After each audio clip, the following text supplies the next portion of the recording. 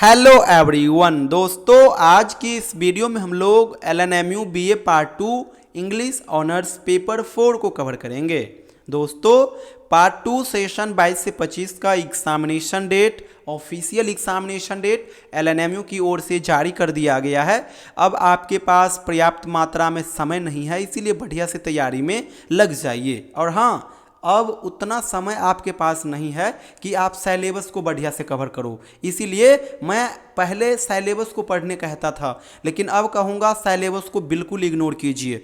केवल और केवल हाईलाइटेड क्वेश्चन को पढ़िए, केवल और केवल VVI इंपॉर्टेंट क्वेश्चन को पढ़िए, क्योंकि 15 से 20 दिनों का समय है और इस 15 से 20 दिनों में आप सिलेबस को बढ़िया से कवर नहीं कर पाओगे, क्योंकि एक चैप्टर के अंदर ढेरों क्वेश्चन बनते हैं, काफ़ी वहाँ पे स्टोरी छुपा हुआ होता है, वो आपको कंफ्यूज कर देगा। इसीलिए केवल और केवल सेलेक्टेड क्वेश्चन को टारगेट कीजिए, एक्स्ट्रा कुछ भी मत पढ़िए, एक्स्ट्रा पढ़ के भी कोई फायदा नहीं।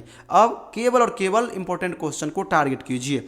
जैसे कि पेपर 4 हो गया तो यहाँ पे 4 ही सेक्शन दिया गया है, 2 आपका नॉवेल का है, 1 एसे का है और 1 शॉर्ट स्टोरी का है। तो पहला जो आपका सेक्शन है फार फ्रॉम द मेडिंग क्राउड का, इससे आप केवल 2 क्वेश्चन को कर लेना। एक क्वेश्चन कर लेना इस चैप्टर का समरी, और एक कर लेना इस चैप्टर से जो VVI इंपॉर्टेंट कैरेक्टर है, वो बस सफिशिएंट हो जाएगा। उदरिंग हाइट से भी आपको केवल और केवल 2 क्वेश्चन ही करना है। एक आप कर लेना इस चैप्टर का समरी, दूसरा कर लेना इस चैप्टर से जो इंपॉर्टेंट कैरेक्टर है वो, बस ये दोनों हो जाएगा। इसके अलावा कुछ भी मत करना। इन 2 चैप्टर से सवाल इसी प्रकार का बनता है, दोनों से एग्जाम में एक एक करके कैरेक्टर आएंगे और एक क्वेश्चन होगा जो समरी बेस्ड होगा। जनरली वहां पे टाइटल, थीम और प्लॉट कंस्ट्रक्शन से सवाल होगा, तो समरी प्रिपेयर रहेगा तो फिर आप वहां पे आसानी से क्वेश्चन का आंसर दे दोगे। मान लीजिए आपने केवल समरी करा far from the madding crowd का, सवाल आ गया discuss far from the madding crowd as a rustic novel, तो क्या करोगे? सबसे पहले आप पहला पॉइंट डालोगे और वहां पे इंट्रोडक्शन लिखोगे, लास्ट में आप कंक्लूजन दोगे, और पहले नंबर पॉइंट के बाद जब आप दूसरा पॉइंट लिखोगे, वहां पे क्या करना, जो क्वेश्चन पूछ रहा है उसी चीज को लिखना, उसको अंडरलाइन कर देना और फिर उसके नीचे सारा समरी लिख देना। बस हो गया, आपका आंसर प्रिपेयर हो गया। अगर कैरेक्टर आ गया तो कैरेक्टर तो आप ऑलरेडी तैयार किए रहेंगे, तो कैरेक्टर आपका वहां पे हेल्प कर देगा। तो केवल और केवल इन दोनों चैप्टर से एक एक कैरेक्टर कर लीजिएगा और समरी कर लीजिएगा। और कौन कौन कैरेक्टर करना है वो मैं गेस क्वेश्चन वाले वीडियो में बतलाया हूं, तो उस वीडियो को देख लीजिएगा। इस वीडियो के डिस्क्रिप्शन बॉक्स में उसका लिंक दे दूंगा। अब आइए एसे सेक्शन में। एसे सेक्शन में टोटल 6 एसे दिया गया है, लेकिन आप इन 6 को मत पढ़ना, केवल और केवल 2 पढ़ लेना जो मैं गेस क्वेश्चन वाले वीडियो में डिस्कस किया हूं। शॉर्ट स्टोरी में भी वही करना है, टोटल 4 दिया गया है, आप केवल 2 कर लेना, काम कर जाएगा। जो मैं पेपर 4 के लिए गेस क्वेश्चन किया हूं वो अपने आप में ब्रह्मास्त्र है। 110% सवाल आएगा ही आएगा, क्योंकि सिलेबस छोटा है और छोटा सिलेबस में से क्वेश्चन को प्रेडिक्ट करना काफ़ी आसान होता है, तो उसको कर लेना। पेपर 4 आपका बढ़िया से हो जाएगा। वैसे आपको बता दूं, पेपर 4 में आपको यही 4 सेक्शन पढ़ना है, 2 नॉवेल का, तीसरा एस्से का और लास्ट शॉर्ट स्टोरी का। तो टोटल कितना सेक्शन हो गया? 4 सेक्शन हो गया। और इन चारों सेक्शन से 2 प्रकार का सवाल आएगा एग्जाम में। एक प्रकार का क्वेश्चन होगा जो कि एक्सप्लेनेशन का होगा, और एक प्रकार का क्वेश्चन होगा जो कि लॉन्ग क्वेश्चन होगा। 4 सेक्शन देखे हो, चारों से एक एक लॉन्ग क्वेश्चन और एक एक एक्सप्लेनेशन का सवाल आएगा। तो 4 लॉन्ग क्वेश्चन भी हुआ और 4 एक्सप्लेनेशन का भी क्वेश्चन हो गया।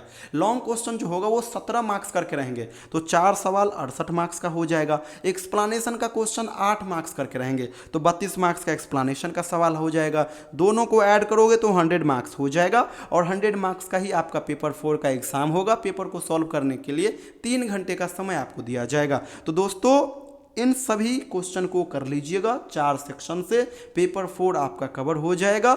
आपको ज़्यादा से ज़्यादा ध्यान देना है इंपॉर्टेंट क्वेश्चन के ऊपर और हैंड राइटिंग के ऊपर। हैंड राइटिंग इंग्लिश ऑनर्स के लिए काफ़ी बड़ा फैक्टर है। जितना अच्छा आपका हैंड राइटिंग होगा, आपको मार्क्स उतने ही अधिक आएंगे। ये चीज़ मैं आपको स्ट्रांगली कह दे रहा हूँ, इसीलिए हैंड राइटिंग के ऊपर मेहनत लगातार कीजिएगा। आधा 1 घंटा रोज़ देना आंसर राइटिंग के ऊपर, और आंसर राइटिंग किसी दूसरे चीज़ से मत करना। जो मैं इंपॉर्टेंट क्वेश्चन बतलाया हूँ और उसका जो आंसर है उसी आंसर से करना। क्या होगा, आंसर को बार बार लिखोगे तो आपको वो क्वेश्चन आंसर भी प्रिपेयर हो जाएगा, याद हो जाएगा, और हैंड राइटिंग भी हैंडराइटिंग के ऊपर भी काम हो जाएगा, तो एक तीर से दो काम हो जाएगा। तो इसीलिए ये कीजिएगा। बाद बाकी जिसका तैयारी बढ़िया है वो लगातार मेहनत करते रहिए, हैंडराइटिंग पे काम करते रहिए, रिवीजन करते रहिए। जिसका तैयारी नहीं हो पाया है वो निराश भी मत होना, क्योंकि 18 से 20 दिनों का समय है और ये सफिशिएंट समय है। लास्ट मोमेंट में थोड़ा एग्रेसिव पढ़ लोगे तो अच्छा से तैयारी हो जाएगा। पार्ट 2 में 2 पेपर हैं, पेपर 3 और पेपर 4। इन दोनों पेपर का बढ़िया से तैयारी करा दूंगा। घर बैठे सारा नोट्स मैं आपको शेयर कर दूंगा। व्हाट्सअप खोलोगे वहीं पे सारा कलेक्शन आपको मिल जाएगा।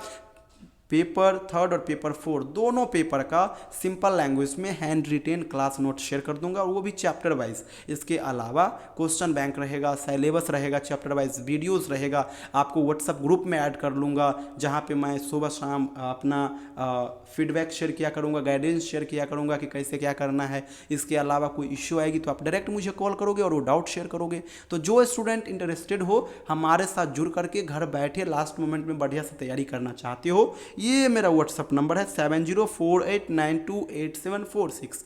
इस नंबर पे व्हाट्सअप मैसेज कीजिएगा, अपना सेशन और यूनिवर्सिटी का नाम मेंशन कर दीजिएगा।